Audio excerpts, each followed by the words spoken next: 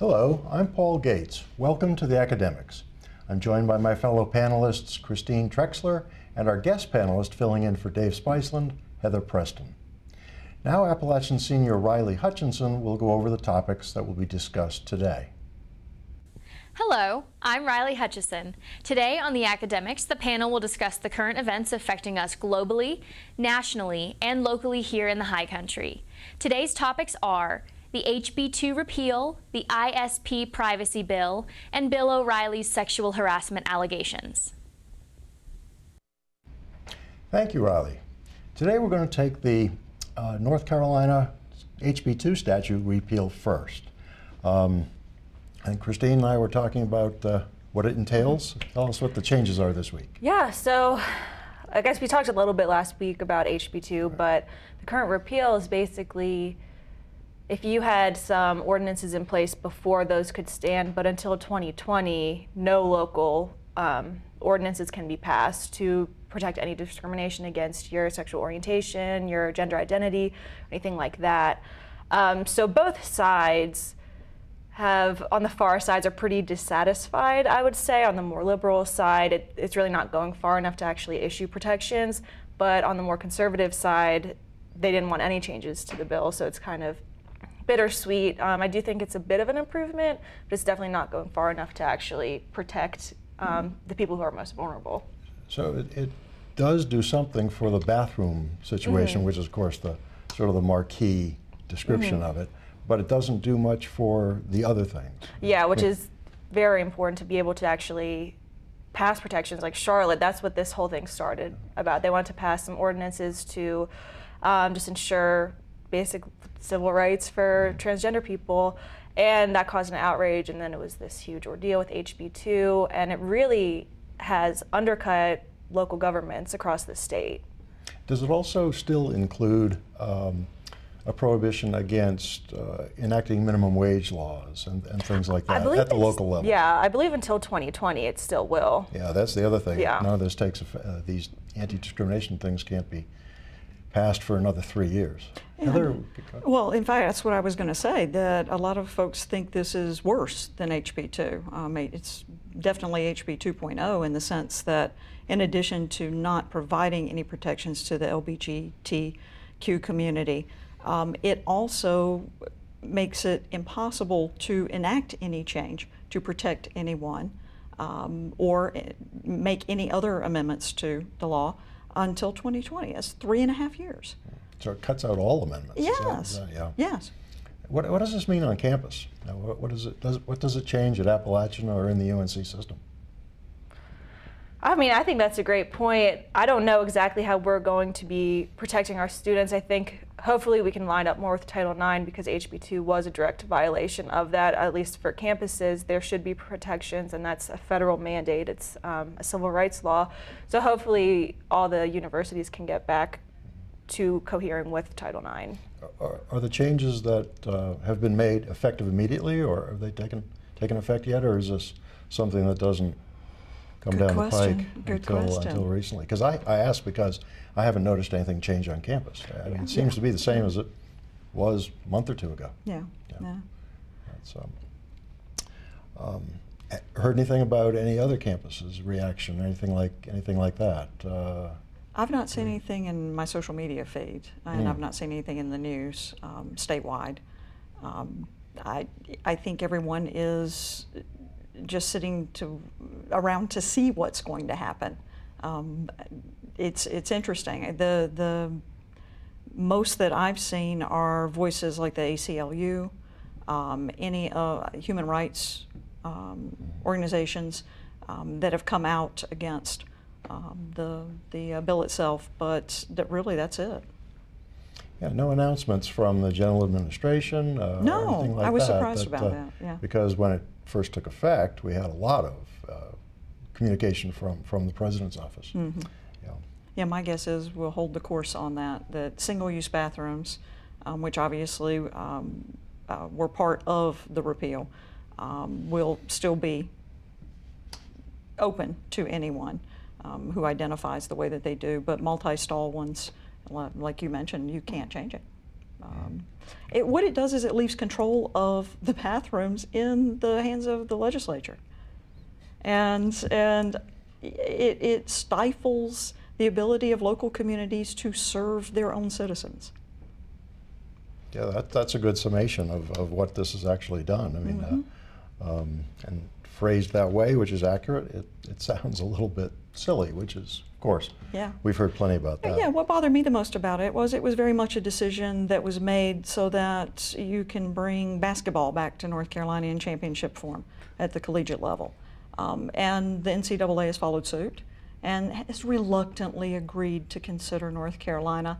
I'm sorry, you know, you'll have to spare me a little bit on that one. They're not even protecting their own students when you take that road. Now that you bring up the NCAA angle and the money, Heather, is that what drove the repeal? Oh, absolutely, absolutely. Yeah, I mean, because it was just how many days before when? Oh no, it was the night of, I think. Oh yeah, they had to reach a decision by midnight. Yeah, that was definitely the driving factor to actually create change. It wasn't for actually protecting people who are vulnerable to discrimination from it. Yeah, it's amazing that we'll put money in basketball above the rights of human beings. And it was interesting. I did see a quote by a Republican representative who said, if we could have props in here, I'd wrap a basketball with dollar bills and roll it down the aisle, because that's what we're talking about here. Colorful response. Good. Well, let's turn to the congressional bill that allows internet service providers to sell your browsing data. Now, this is not entirely new. I mean, there's we can talk about the relationship between internet users and advertisers and so forth. Of course, that's who the browsing data is going to be sold to. But what's this? What's it all about, Alfie? Yeah. Let's see. Google and Facebook have always been able to collect the data that now internet service providers will be allowed to collect on us. Primarily more specific information that will allow them to sell to advertisers, to target us even more so than they are now. Now, advertisers targeting us, that's nothing new. Collecting data, that's nothing new. Even if you go back to magazine subscriptions in the old days, right, and selling that data, that's nothing new. What is new about this is it's kind of a perfect storm of perhaps a loss of consumer protection. That not only will the service providers be able to operate the way that Google and Facebook do, it rolls back the Obama regulations that were to be enacted by the end of this year. They had not gone into effect, but it rolls them back. That says that that now the ISPs do not have to be transparent with the way that they do business with us. They don't have to allow us an opt-out. They can just simply say that because you subscribed with us, that's it, that's your consent, that we're allowed to do this. Now, obviously, we can use another browser other than Google. We can use another social media platform other than Facebook. When you look at ISPs, the average consumer doesn't really have a choice. Use us, for example. There are very few providers that you have access to up here, and in certain parts of the country, it's one or none. Yeah, an important distinction there, that ISPs are few in number. I mean, they're they're the real entry point to the internet, whereas the websites that you visit, which all have their own agreements, you know, or you can avoid that. You know, you can avoid certain websites if you don't want your data being collected there, but you can't avoid getting into the internet if you're going to use the system at all. At this point, it's not an option. It's a necessity to actually have access to the internet. And as you were saying about how Google and Facebook, there's been a large amount of people for the bill, for the ISP, they bring up that logic. Well, this isn't new. Google and Facebook collect your data. But as you were explaining, we are aware of that. We could hypothetically choose to not have a Facebook. We could use something other than Google. But when it comes to ISPs, we don't have a choice. There's also kind of a pass-off from the head of the FCC that it's really something that FTC should be taking care of. So it's just a lot of, I just feel like distractions, I guess would be the best term for it, because if you're trying to pass it off to the FTC, saying, oh, well, the FCC can't handle this, well, you're still leaving people vulnerable in the meantime before it actually does get handled. Let's be clear though, before we go too far, that the FCC, Federal Communications Commission, regulates broadcasting primarily, but has some influence in the internet too. And the FTC is the Federal Trade Commission, the agency that regulates advertising in all its forms, in all its platforms. So, not to get those two not confused for our viewers, we want to make that distinction, I think. Yeah, the FCC has been responsible for interpreting an act that is from 1934 to apply to the internet age. You know, it was originally applied to telephones, copper wires and telephones, and now you've got rules and regulations that are vague at best. And the FCC historically has been translating that into the 21st century to help regulate what goes on with communications. But you know, now we have someone who's head of the FCC who is a free market person. But when you look at the reality of that, internet, because there's so few internet service providers, you have the conglomerates just like you do in every aspect of media. And again, consumer choice really isn't there anymore. And if you want to get at it from the advertising perspective in the FTC, what good does it do to have highly tailored ads if advertising is supposed to give us an overview of what options are available, right? That's a bit of a problem in my mind. If it's tailored just to an individual, yes, it is. You're not going to even have an option to look at something you might. So much for competition. Yeah. And well, it cuts other advertisers out of their opportunity to approach you with an offer of some kind. That's I would expect some pushback from the advertisers too, wouldn't we? They make so much money tailoring ads. Once they have you hooked, we tend to be brand loyal. We tend to be product loyal. Once they have you hooked, that's all they care about. Yeah, it's a number of years ago, well, not that long ago, I wrote something about the way our data is collected by this company that people never heard of called Axiom, which just sweeps up everything about all internet users and the kinds of things that they tend to visit. That's why, you know, I always get Hampton Inn ads, you know, pop up no matter where I go on the internet. Oracle also has a product, Blue Kai, that does the same thing. Now here's the thing, ISPs have been collecting data on us all the time. They have to. If you want to have a good internet experience, they need to know where you are, what you're accessing, and what time of day you're doing it, so that they can make sure that your signal gets the shortest path to the server that you're trying to connect with. You know, that's what we as consumers want. The price that we pay, however, is, I think, about to go up with this. With the, you know, to give it a euphemistic spin, a relaxing of the rules that were intended to clarify things for consumers and give us some power over our own information. The week before this legislation was passed, I think there was a full-page ad in the New York Times that named all the Republican senators that had indicated their support for the bill. And I think it came to just about everybody. It was a white text on a black background. It's a very dramatic shot. This was in the Sunday Times the week before, trying to, I think, call out the pro-business senators, and because it looked like this was going to pass. There was actually a Kickstarter. That's where I was going. To buy the information of people who voted for it, because that's what people are concerned about, who is actually going to have access to our internet history. So if that comes to, and you could actually buy people's information, there is Kickstarters in place. I think the founder of Cards Against Humanity said, I will personally buy these people's internet history if this is what it comes to. He said, don't worry about it, I'll get every congressperson's internet history if it comes to that. Now here's the thing, they really can't do that because the ISPs do collect data, it's aggregate, so you've got some anonymity there. This strips away some of it, but not all of it. And also, if you're going through an encrypted site, your data's protected. So it would be difficult at best for them to get a hold of that and sell it. But the fear is real. The fear that, you know, even in the internet age, where everyone says privacy's dead, we really don't believe that. We feel like we should have some control over our own data, and that certain things are precious and should remain that way. particularly things that identify you in every aspect of your life, say, or like your Social Security number. And when you combine that with health information and the discussions about healthcare reform and the ability for companies to go back to discrimination, this becomes a serious issue. Serious issue.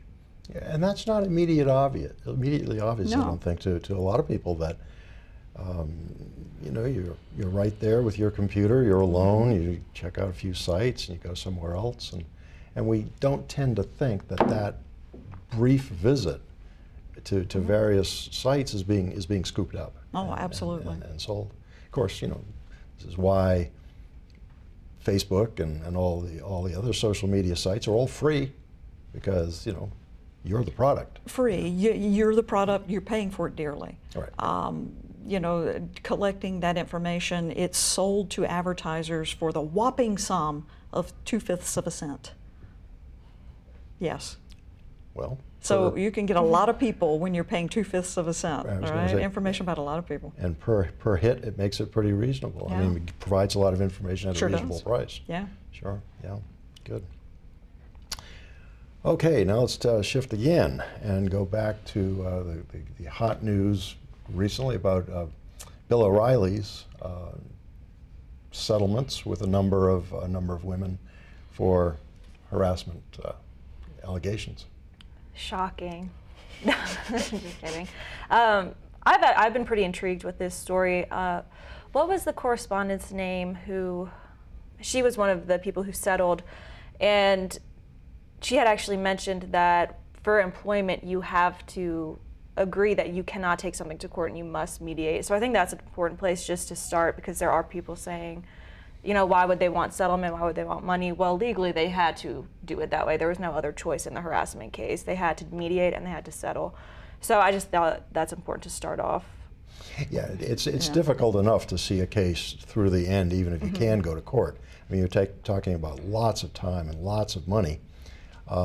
Nobody wants to go through that, but generally the authors of contracts put in a clause that doesn't even allow you to consider that. Oh, absolutely. Just say that if there's a dispute, it's going to go to arbitration, and of course arbitration is really stacked against the plaintiff.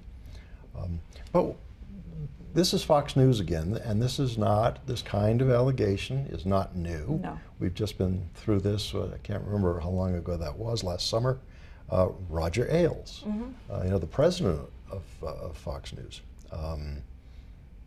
dismissed over these kinds of things. Yes. It's not new for O'Reilly either. If you look back through his history, absolutely not new. There's quite a bit of history, and one of the quotes that I saw was that Fox is the Bill Cosby of the media world when you think about the history of allegations. Now, what it points to really obviously is a toxic work culture.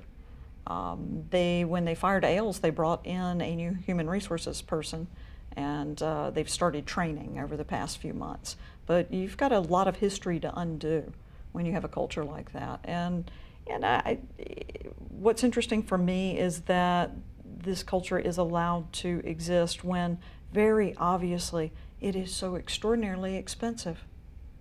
Think about just the money that's been paid out in settlement for O'Reilly. Ailes' troubles, right? Ailes is Ailes. Yeah, you've got a ton of money, millions and millions of dollars going out the door.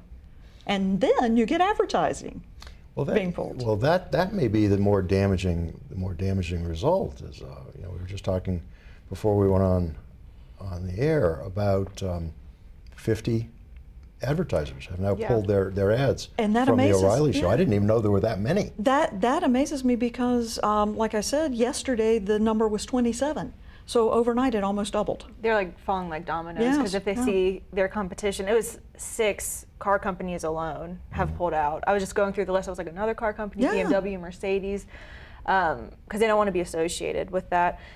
It's interesting sometimes though how their own ads might depict women, and then when sexual harassment charges come out, they'll, especially for Mercedes-Benz, actually, it's kind of like pot calling the kettle black. But it does make my heart happy to know that they are pulling out of the and what's interesting though is that they're not pulling out from Fox, they're pulling out specifically from O'Reilly's show. So that money gets shifted over to another show. So they don't lose the account, but they lose the income from that particular vehicle. Well, that's interesting that they're just not all of them. Back. Some of them have no association at all, but some of them have just moved over to another show, another time slot. Yeah. I see that. That would be, because it would be much more serious for those who leave entirely. I mean, of course, that's the revenue stream coming in the door, from which the settlements are paid. Yes. I mean, when we talked about the millions and millions of dollars that have been paid in settlements, I mean, it's a $13 million in O'Reilly's case. I mean, that's really, when you're talking about Fox. He's made hundreds of millions for them. Oh yes, the money that he brings in is extraordinary. Sure. So, so there's the real damage if they leave entirely, like I said. So are they going to leave more? Are there more to go? I never realized that. I didn't know there was 50. Yeah, that's amazing. I don't know. I don't know where they would come from, but surely there are more. You know, I really don't want to dismiss the settlement fees, because yes, O'Reilly Show brings in a ton of money, and it's not just through advertising. It's if you're in the business of making money, it would seem to me that you would want that $13 million for your stockholders, right? For your own profit. It kind of diminishes the argument that toxicity should be allowed or should be banished, right? If you diminish the amount of money that you're paying out of pocket for all of this, and it just adds to a much bigger pool. Yeah, we certainly don't want to create the atmosphere that this is not serious. You know, that by not having that kind of revenue available. To me, it's, you know, you have a better workplace. It's a win for everybody. You treat everybody decently. You win every which way, right? Yeah. And of course, I think another serious consideration is that you mentioned briefly that the shareholders, you know, anything that dents revenue makes shareholders unhappy. Grab their pitchforks and go marching, to Wall Street. And that is that's what may suffer here. Yeah, maybe. You know, when you mention Mercedes and so forth, Christine, there's a long association with women and cars in advertising. I mean, this is an interesting example of the kind of reaction that has pulled that kind of advertising particularly back. And you mentioned that specifically, and I think that's probably significant. Maybe they'll have to start walking the walk and not just talking. That would be nice. It would be, if wouldn't it happened. It would be. I think you're seeing a societal shift, though. Yeah. Particularly with the numbers of people who march for the Women's March around the world. That's a lot of money. Let's go back to Bill himself here for a second. Okay. Is this a firing offense? I mean, look, it cost Roger Ailes his job, and he was the president. I think it's interesting. I don't know, because he gets a lot of exclusives with the president. I was doing some research, and I know the Murdoch boys, his two sons, they actually did an investigation into Ailes, and there's like a whole shift going on. There's a lot of like fighting behind the scenes of kind of who's going to reign supreme, either the younger generation or what's going to go on with that. I think if it was up to the boys, they would fire Bill O'Reilly. I think if it's just left up to how it stands now, I think he will probably stay. Yeah, because of the revenue that he does bring? Yeah, because of the revenue, the exclusives with the president. The president came out, said he didn't do anything wrong and he's a good guy, so he obviously has support in that corner. I'm not even going to get into the irony of that, or, you know, that's pretty self-evident, but, you know, he is coming out in support with Bill O'Reilly, and getting exclusives with the president kind of puts you a notch above the rest, and I think it would be hard for them to fire Bill O'Reilly. Heather, you agree with Oh, you could fire Bill O'Reilly. I think the president will go to whatever outlet gives him the best press. So I would have no problem firing him. Yeah, we'll see I how wouldn't. that goes in the coming days. Well, that's our time for this week.